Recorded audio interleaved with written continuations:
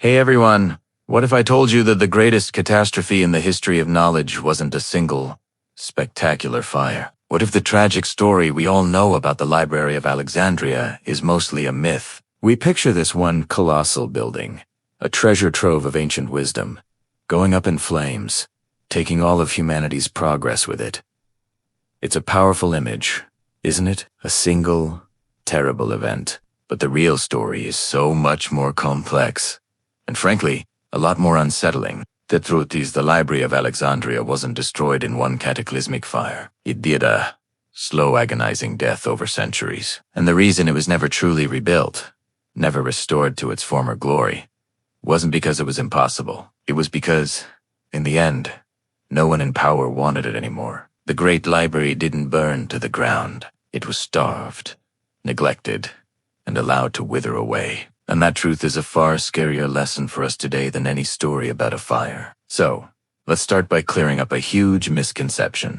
The Library of Alexandria wasn't just one big building filled with scrolls. When we say the library, we're actually talking about a massive research institution, a complex called the Musam, or Shrine of the Muses. Think of it less like a public library and more like a modern university campus, combined with a top-tier research think tank. It had lecture halls, gardens, a zoo, medical facilities, and, yes, several buildings, housing an enormous collection of scrolls. Scholars from all over the ancient world lived and worked there, paid for by Egypt's rulers, the Ptolemaic dynasty. Their job was to study everything: astronomy, mathematics, literature, philosophy. They were the world's leading intellectuals, and the Musam was their sanctuary. This wasn't just a place to store knowledge.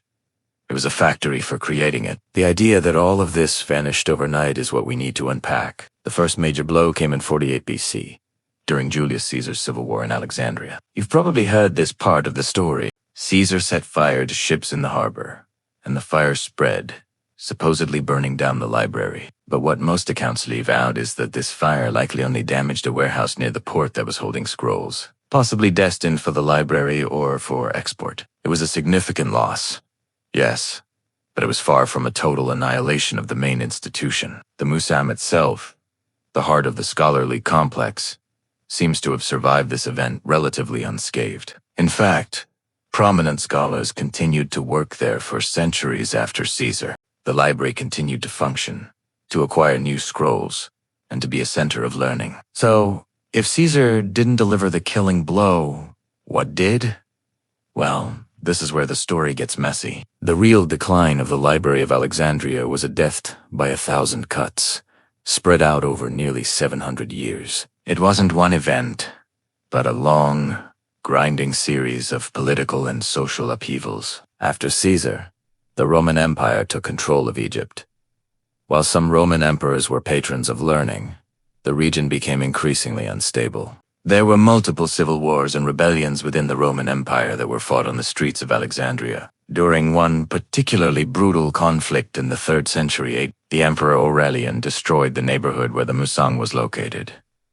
This was a devastating blow. A huge portion of the complex was likely ruined, and many scholars were killed or forced to flee.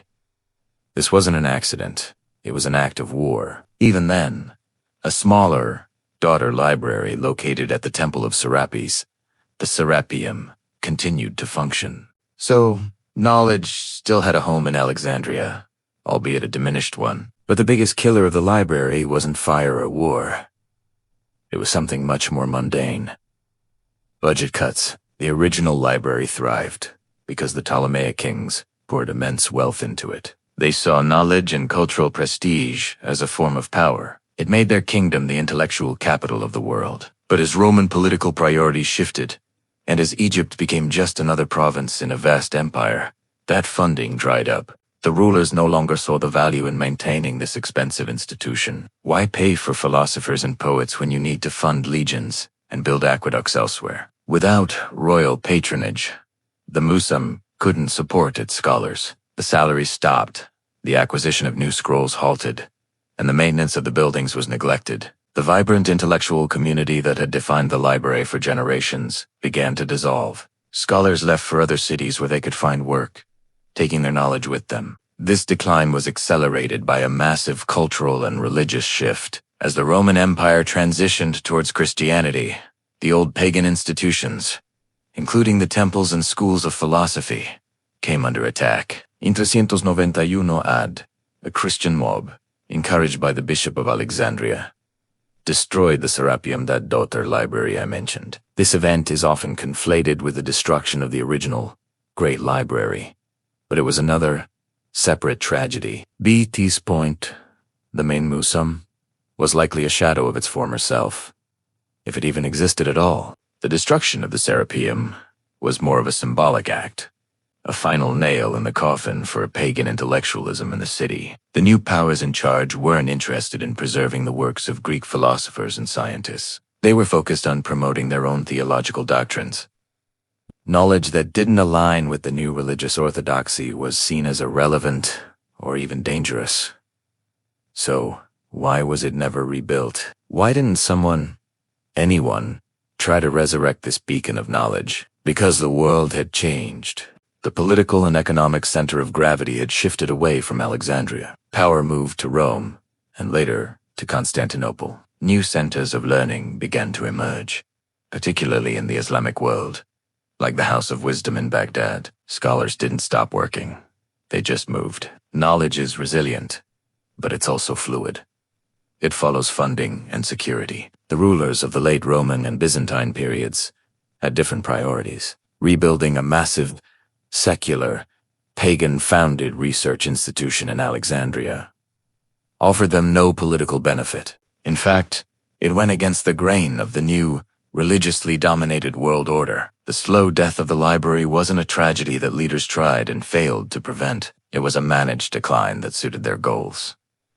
So, what did humanity truly lose? It's easy to mourn the lost scrolls, the plays by Sophocles. We'll never read the scientific treatises of Archimedes that are gone forever. And that loss is immense. But the greater loss wasn't just the data, it was the system. The Library of Alexandria represented a system of states, collaborative, secular inquiry that was unprecedented in the ancient world. It was an engine of discovery. When we lost the library, we lost that model for centuries. We lost the momentum of organized, critical thought. The world would not see anything quite like it until the Renaissance and the scientific revolution over 1,000 years later. Think about that. A millennium of potential progress, slowed because the infrastructure for knowledge was deliberately dismantled. This brings us to a chilling final thought. Has a modern equivalent ever been attempted? You might point to the internet, to our global network of universities, and in some ways, you'd be right.